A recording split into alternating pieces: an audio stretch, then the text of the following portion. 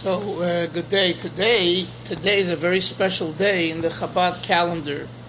80 years ago, on Chof Ches Sivan, which is today, the Rebbe and the Rebbetzin arrived in America. They escaped Nazis in Machshemom, and they finally got a visa to come to America. And there's a lot of details in that itself. I made a clip this past Friday and sent it out. I don't know if you saw it, but giving some of the history. But basically,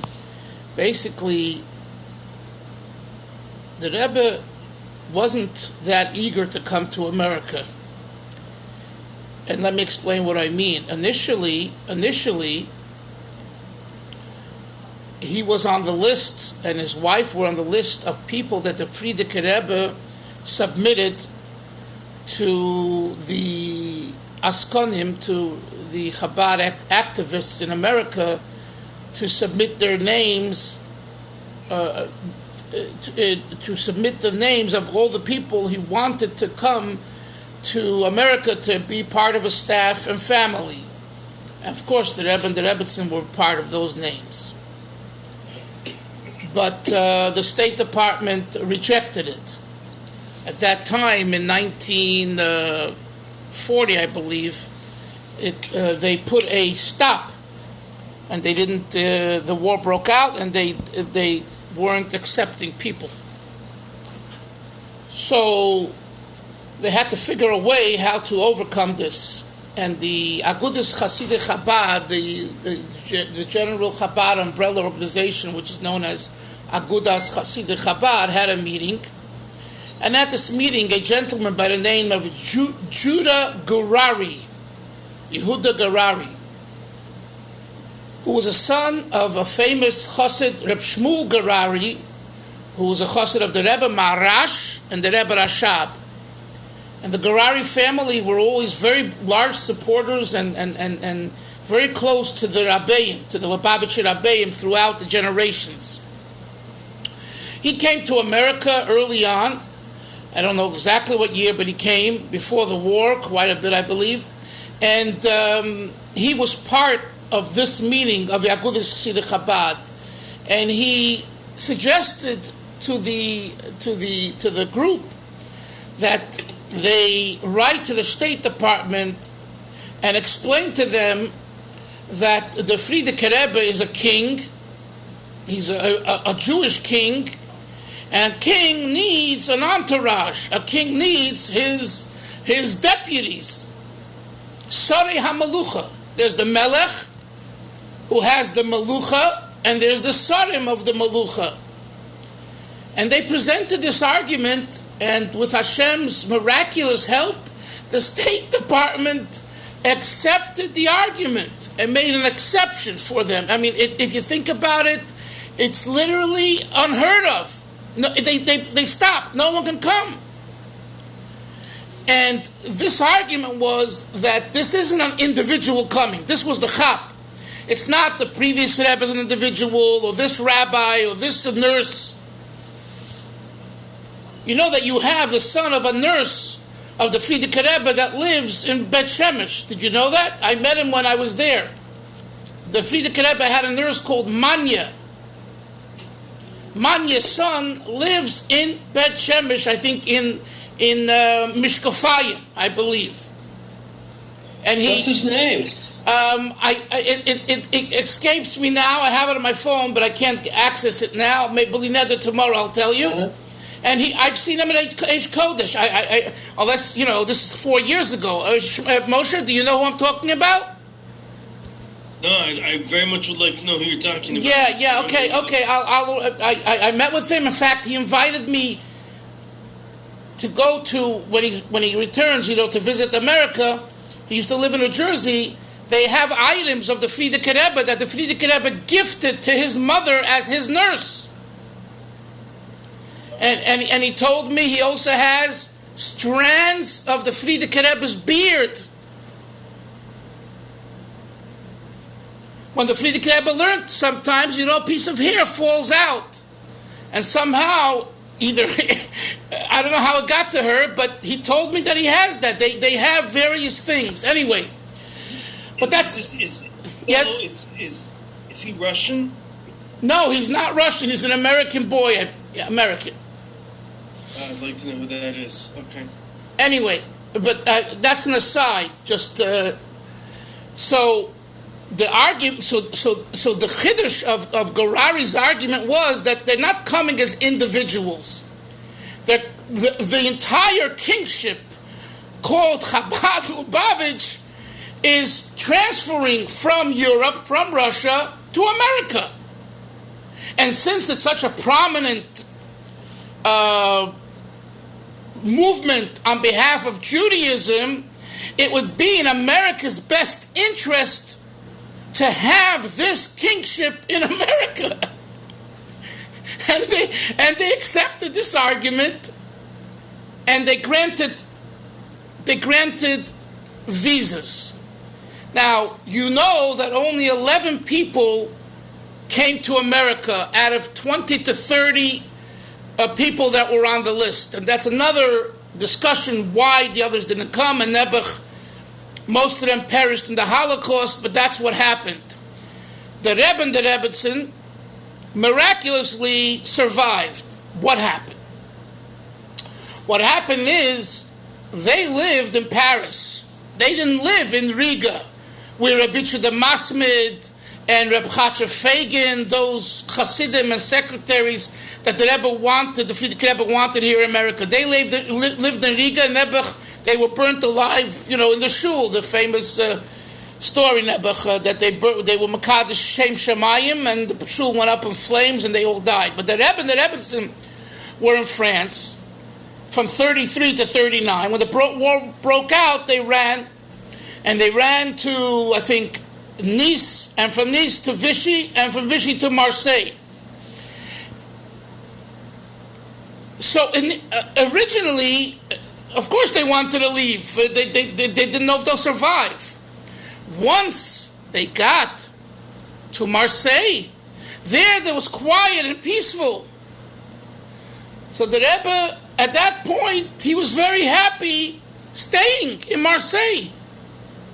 The late Zalman Schachter always repeats how he met the Rebbe in Marseille, and he thought he was a Moroccan Jew, and because he didn't say who he was, and he spoke to them in learning, and he was very impressed. Later he found out when he came to America that this is the previous Rebbe's son-in-law. But anyway, so the point being, in Marseille, it was peaceful. The Rebbe didn't want to go. There is a letter from Rabbi Chatzor Fagin, so this is in 40, before they, burnt the shul. He writes to Rabbi Jacobson in America, and he says to him, please write to the Rebbe that the previous Rebbe needs him to make his life easier, and then he probably will agree to come. We have such a letter, a note. In other words, you who are in America, and you're the broker between the previous Rebbe, the State Department, and the Rebbe in Marseille, if you will write to him that his father-in-law needs him, then I think he'll come. Because otherwise, he's not a person that's looking for the limelight, for being a communal activist. That he's a person is to himself. He learns, he davens, he studies. He's not interested in any of that, and he's not going to come because now he's found a safe haven in Marseille.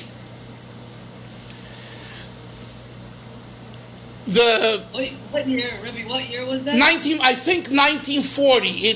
1940-41. The bottom line is that they somehow at some point I assume Rabbi Jacobson did that, and the Rebbe agreed to come, and they luckily got him a visa. See, the Rebbe had applied for a visa also himself, and he was rejected. Like I told you, no one was able to get in. But once he got the visa as part of the overall group of Lubavitch, so then he was able to come. Then there's a question. Wait a second. You can have a visa. If you don't pay for a ticket, you can't get on the boat. You didn't have a ticket. So this is the story. There's a Chabad family. Shmuel should recognize the name. Bistritsky. There's a shliach in the valley, Bistritsky. Yes, Yoni? I'm related. Rebbe's my cousin. Your cousin. Okay. Yeah. So the Bistritsky family, the mother of the or in this case Shmuel, the grandmother of the shliach that you know over there, Shlomo Bistritsky. So she was close to the previous Rebbe and the Rebbe, because Leibel Bistritsky, the Zaydas, comes from Boyaner Hasidim, not Lubavitch. But she, I think, came from Lubavitch Hasidim. So anyway, they had tickets, and for some reason they couldn't go at that time, and they gave away, or maybe her parents, it might even be her parents, they gave the tickets away to the Rebbe and the Rebbitzin, and that's how they got on the boat. So the Bistritskys were the ones who gave their ship ticket, boat tickets, to get on the boat to the Rebbe and the Rebbitzin, and that's how they were able to come to America. Because you can have a visa, and if you don't have a ticket, you're not getting on the boat. What? Do we know what became of them? You know, I have to ask. I can easily ask one of the grandsons. I think they also made it. I think so. Remember. They all made it. What? They all did? Yeah. Well, they all made it. They all made it. But I don't, for some reason. Oh, and I'm sorry. One last thing. They were in Lisbon, Portugal. The Rebbe took the ship from Lisbon, Portugal. The Bistritskys were also at the time in Lisbon, Portugal. For some reason, they couldn't come then. They couldn't use the tickets, so they came later. But that's the story of the Hatzalah. Briefly, I'm giving it over briefly. There's a book called Out of the Inferno, written by Rachel Altine. Kahos published it, and this entire story is there. So maybe it's online, maybe you have it. I'm sure Rabbi Farrell has it. Out of the Inferno by Rachel Altine. But one more thing. On this day, on Chof Ches, Koyach, the late Rabbi Yitzchak Groner, Rabbi Leibel Groner's brother, had Yechidus with his father that night. In other words, the Leil Chof Ches. The next morning, the Rebbe arrived in America. The boat landed. Both arrived. But the night before, Groner was a 16-year-old boy or so, yeah, and he transferred from Chaim Berlin Yeshiva to Lubavitch, to the new yeshiva. And that itself is a story. Why, when, how Rabbi Hutner reacted. He wasn't happy because Groner was such a good student, and here one of his best students is leaving and going to Lubavitch, although Rabbi Hutner had respect for the Frierdiker Rebbe, but you know, here was a prize student leaving his yeshiva and going to another yeshiva. Anyway, so Rabbi Groner told me, he told other, but I heard it himself, so this is the original.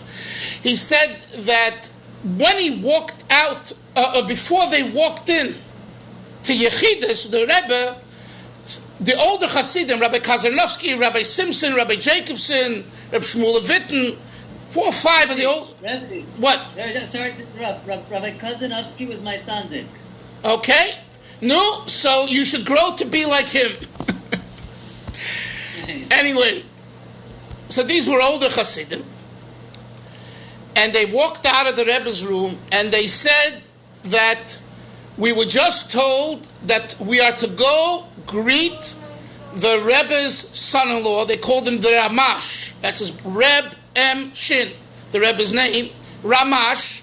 We should greet the Ramash tomorrow at the port because he's a Jew who's Baki.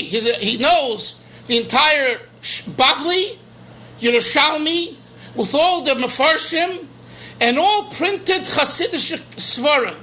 And he didn't say Chabad. He said all printed Hasidic Svarim, whatever that was, how many really were printed. But whatever was printed, he knows it. And therefore, he deserves the respect that a delegation should go and greet him. And they did. So this was the night before, and today, like during the day, he arrived. Another point, it's interesting that when he and his wife arrived, it took them 3 days to see his father-in-law and mother-in-law, both of them. The Frierdiker Rebbe, actually, I'm not sure of both of them. I think only the previous Rebbe. The previous Rebbe, for some reason, did not, I guess, want to see them for 3 days. Now, some argue, some say because it was so emotional for him and his health was frail that it was like dangerous. I don't know. I don't know. But that's what I heard from Rebbe Hayward. He told me that. He said that he had to kind of prepare himself because he was so emotional. Okay. Yeah, so that was the talk, but he never said. So the bottom line is, it was 3 days later that the Frierdiker Rebbe saw his. Another thing I heard from Mendel the Soldat, Mendel Greenbaum, who was in the Korean War, Oliver Sholem, the Homelichter in Gan Eden, he told me he was in the base medrash the first week, and he sees a new in 770 upstairs. That was a shul also, and it was davening mincha, Meirach, and he sees a new face, a person who looks very, handsome and put together, and who is this? It was so. It was so few people davening mincha Meirach in 1941 in Crown Heights in a little shtibel, in a little shul. So he went over to the mashpia of Shmuel Witten of the 770, and he asked Rebbe. He says, "Who is this?" He says, "Oh," and he told me that he saw him holding a Gemara and going like this, a Gemara, and he was concentrating. So I didn't see what the gesture meant. No, in other words, he was learning a Gemara. He didn't pay attention to who's on the right and who's on the left. He was holding a Gemara. Somebody and this Mendel, the student, who was a student in yeshiva at the time, said that it made an impression on him as an American boy, who was coming into Chabad, into whatever. So he asked Rabbi Levitin, who's this? Rabbi Levitin said, "That's the Rebbe's older son-in-law." So he told me that he remembers the first week when the Rebbe came. He remembers that clearly. I'm just saying something that I heard from a chassid that's worthwhile mentioning. So it's a big day, and the message is, I believe that koyach means potential, right? Koyach, strength and potential. You have to see the potential in a person, and when you see the potential in a person, it's going to be gewaldig. If you don't see potential in a person and in yourself, it's a harder ride. So to me, this lesson came to me this Friday when I had to prepare this clip. I share it with you that koyach means the potential, because we always talk about this koyach upoil, right? Famous machlokes, the Gemara of Rabbi Shammai and Beis Hillel. Do you light the first night of Hanukkah 8 candles or 1 candle? So Beis Hillel says how many? 1. Beis Shammai says 8. What's the difference, Yaakov? Whether you look at a situation bekoach or bepoil. If you look at it bekoach, how many days are there still to come? It's 8, 7, 6. If you look at it bepoil, if you look at it bekoach. So we talk always about the mila, the virtue of poel. But there's also a virtue in koyach. And I think since it's koyach nissen, koyach sivan, the virtue of koyach today is that the potential that the Frierdiker Rebbe and the Hasidim saw in this person is why we're here, why Yiddishkeit benefited so many years later. It's because of the koyach. It was very easy to dismiss the Rebbe. Why? He's an electrical engineer working at the Brooklyn Navy Yard, which, by the way, there's a clip going around for someone who worked with him in 1957. Do you know that the Rebbe no, not 1950. He worked earlier. Anyway, he told him that he said that he was a supervisor. I always thought that the Rebbe was an electrical engineer and a draftsman. But this person who says he worked with him, he worked with him. He says that he was an electrical engineer too, and he had Yechidus in 1957, and the Rebbe kept him for 2 hours in the office talking about engineering, and immediately told him that he was an electrical engineer, and during the war, and the Rebbe said he was very happy to give back to America for the freedom that they help everyone and helped him on the American shores. So he was happy to contribute to the war efforts. And what did he do? He would have the blueprints of the various electrical connections on the ships and then the submarines and all that, and he would go down and with the blueprints, and he would check and verify if everything that was done was according to that. So he says that he was a supervisor. That's what he said. Now maybe he was also other things. So he was an electrical engineer, comes to America, and it was very hard making a living. And every day he went to work with his little briefcase like a regular person, with a fanfare and all that. No. Who would see in a person like that the potential? And then later, in 1950, when the Friedrich passes away, there's an older son alone who should be the Rebbe, and he's not looking. He's not looking at all, and he doesn't want to even take the responsibility. And he's nudged by Hasidim and by his wife, who says, "What's going to be with my father's, Hasidus and the Hasidus of the Alter Rebbe and Lubavitch, 200 years." He finally agrees, and on and on and on. So this is a very special day, and everyone should take a few minutes later to think about it, say l'chaim, and make a achlata, because it's a powerful day to bring bracha, vatzlacha, good health, shidduchim, parnasa, and everything else to everyone in our lives. Okay. Amen. Let's continue now. Learn the Maamar. I know I took some time today, but a shtickle fabrengen once in a while is a good thing. We're on page 194. To recap briefly, Rebbe is started the Maamar with the pasuk Matovu Elecha Yaakov Mishtecha Yisrael. How good are your tents, Yaakov, and the places of dwelling, Yisrael? He asked two questions. Why break up the pasuk between the tents, which refer to shuls and batei madrashas, and Mishkanasech Yisrael, which refers to the Shekhinah resting there? Seemingly, it's one and the same idea. When you sit and learn with other people, especially, and you sit in a base medrash, the Shekhinah is there, but yet it's two separate verses and two separate words. And number two, why Yaakov and Yisrael? Once he used the word Yaakov, and once the word Yisrael. Okay.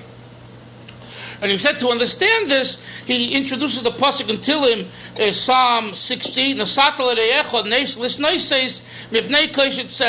Hashem has given those that fear Him a test, to test them, to show that He is eternally true.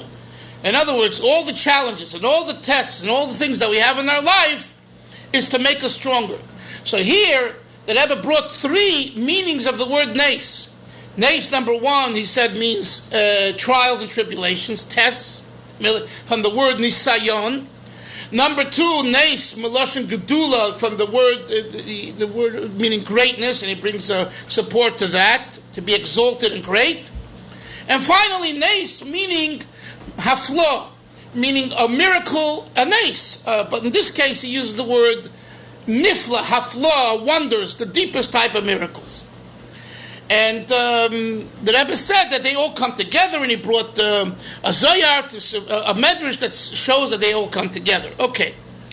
Then he continued in the second chapter on page 193 that the Torah says in Parshas Re'eh in Devarim, Kim nasa Hashem Elokeichem eschem l'das. What's the reason why Hashem tests you? Right? It's a question that we ask. God, why are you testing me? And the Torah gives the answer. Lodas, to know God.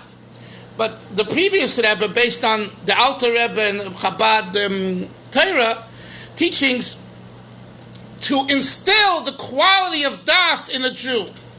The purpose of being tested, Moshe, is not just to have information about God, but to live with Hashem, to experience Hashem, to concentrate on Hashem. And we summarize all of that in the word das. Well, das is Hashem.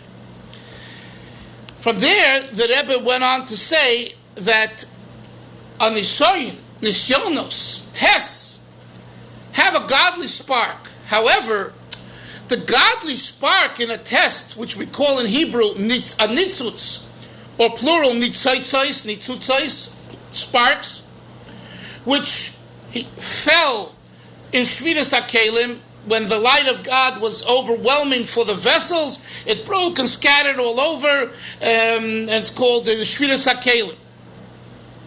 So, the sparks are in everything. In your apple that you eat, in your car that you drive, in the sidewalk you walk on. Everywhere there is a spark of God, of godliness.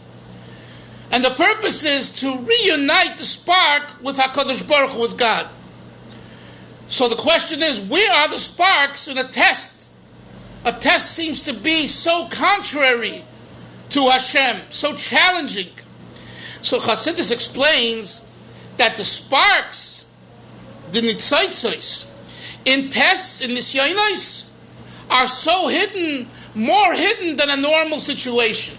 So in other words, in an apple, you look at the apple, you don't necessarily see God, but the spark is not obscured to the point where it feels contrary to God. It doesn't. It's an apple.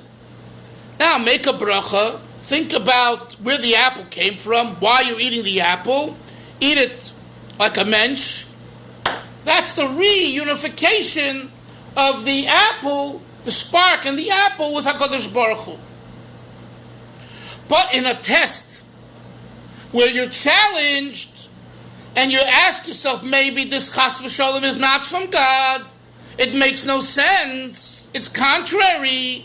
Here, the spark is, the language of the Rebbe is, in the second line on 194, mustar, the first three words, mustar v'nelam beyoser, very, very concealed, very obscured, very hidden. And then he brings ukachlala yedua, and is known the famous rule that the greater the spark is, when it falls further away. And he brings the mashal avi of a wall, that when a wall crumbles and crashes and falls down, the brick on top falls much further away than the brick on the bottom when the wall falls is right next to the wall. That's where we're at now. Let's now go 194. Yes? I'm not understanding which part is contrary.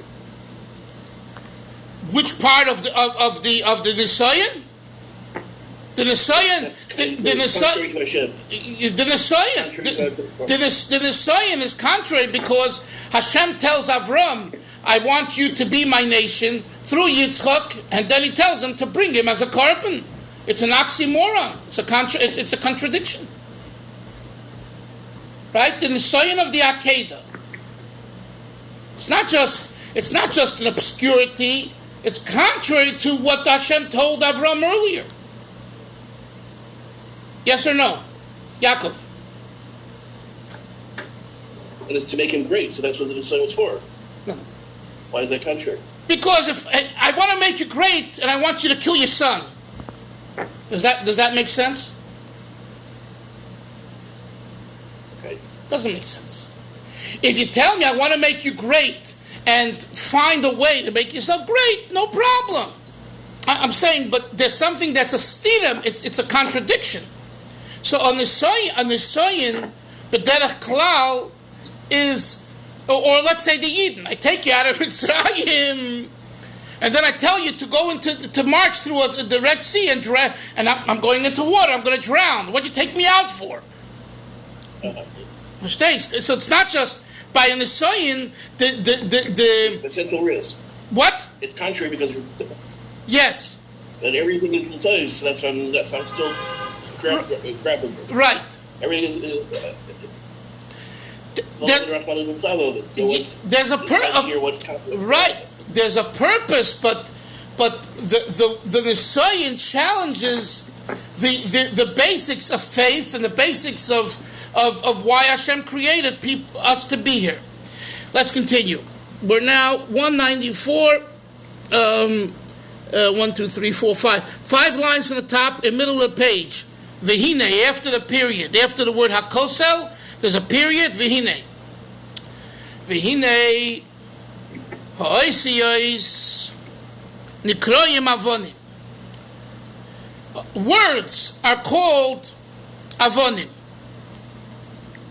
Stones, bricks. K'mishnema.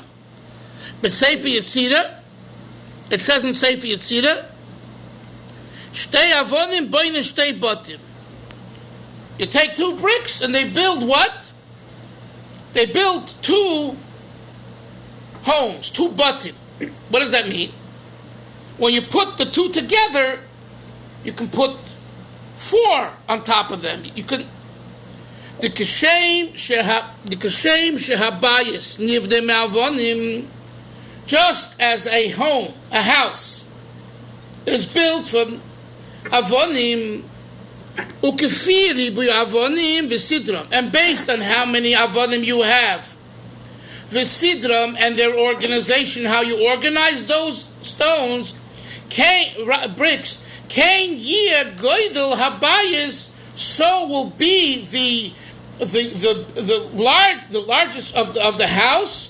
The orka in its length, rochbai in its width, v'govai and its height.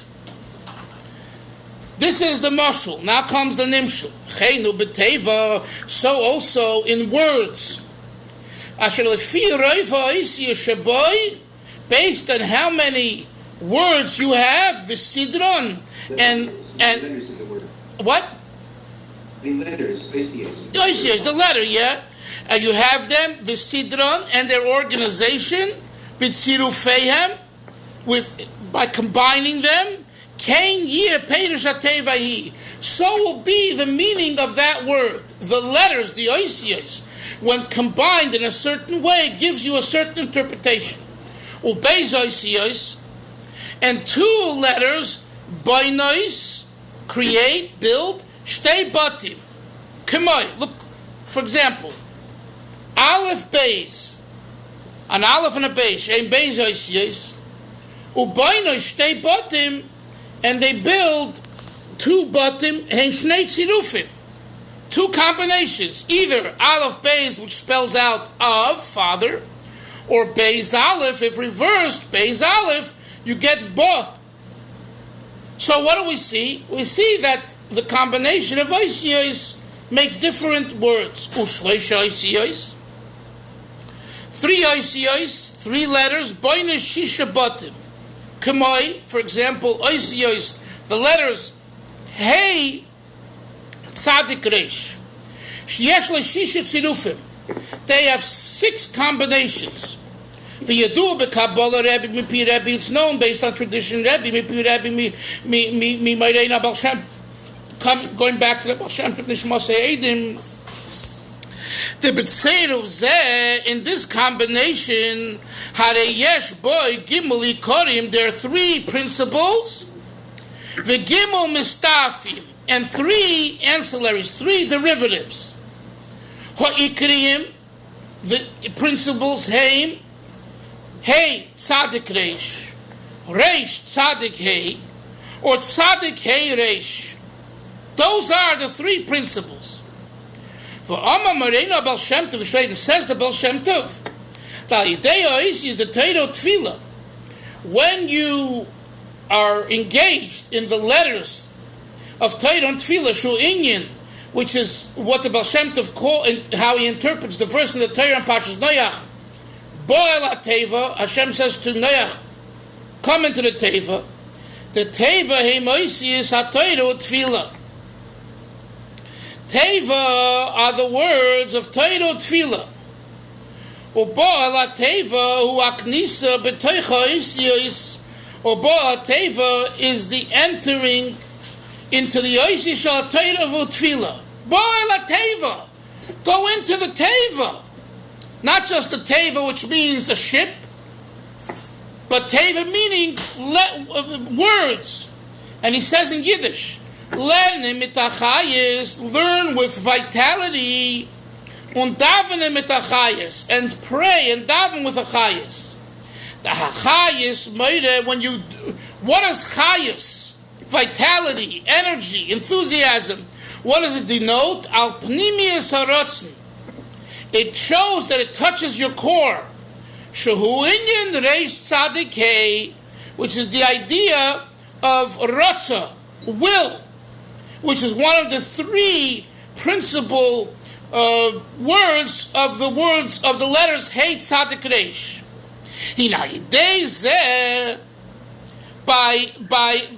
By experiencing, by having chayas and learning and davening, you will create another principle of those three letters, tzadik hey reish lateva, literal meaning a window, which means it'll shine, it'll be alive.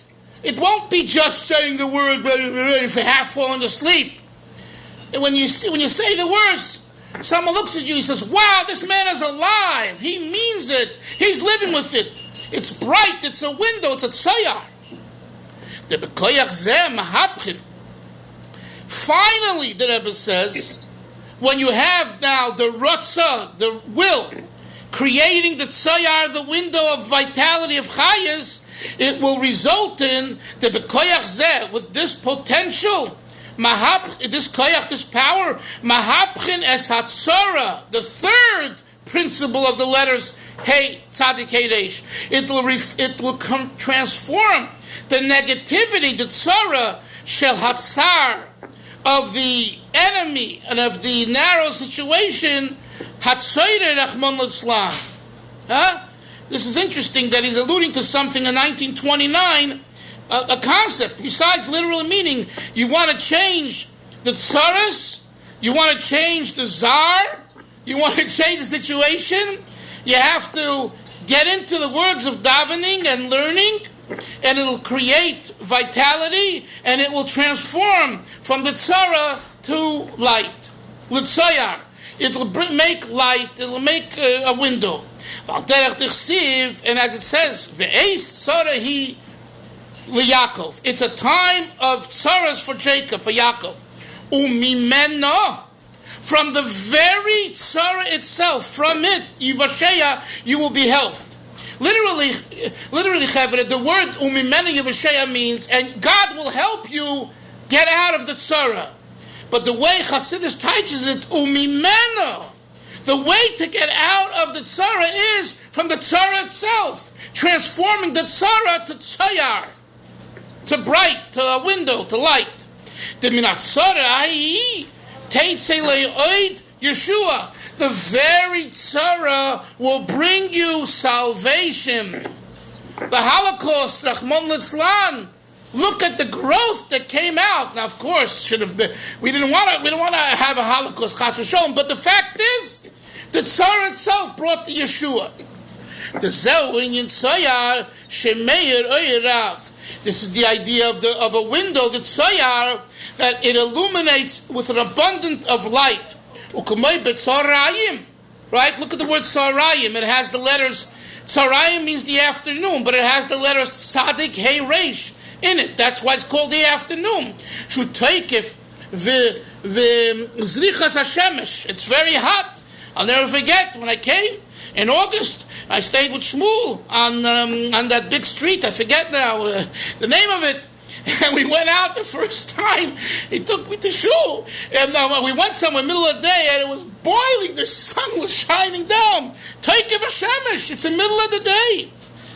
That's tzarayim. King Siv, it also says, Ve'oyavov. Hashem's most beloved, Kitseis Hashemesh Begvurosei. Hashem shows them his love like the going out of the shemesh, the coming out of the sun, b'gvurasa, in its potency, in its full force, when it's most hot. So we take the tzara, the problem, and transform it to tzayar, to the abundance of light. Yes, Yonason. Madam, you know, that's why it's called Beit Shemesh, the house of the sun. I know. Very comfortable. Believe me, Shmuel told me that when we walked out. I'll never forget that. It was just, it was like, wow. You know, his apartment, it was beautiful, it was air conditioned. I walked out, it was boiling. Okay, have a great day, everyone. We'll see everyone tomorrow. Zay gesund. Shalom. Bye. Yes, Yain, you want to say something? Yeah, I wanted to say that when you're talking about the shemesh, right? Yeah. It was the same thing that happened with Avram Avinu. When it mentioned, the pasuk says it was a very hot day, and he went out, right? And so that's kind of like the... Yes. And he took that heat and he transformed it into the mitzvah of Vachdos Zochim. Have a good day, everyone. Zay gesund. Bye.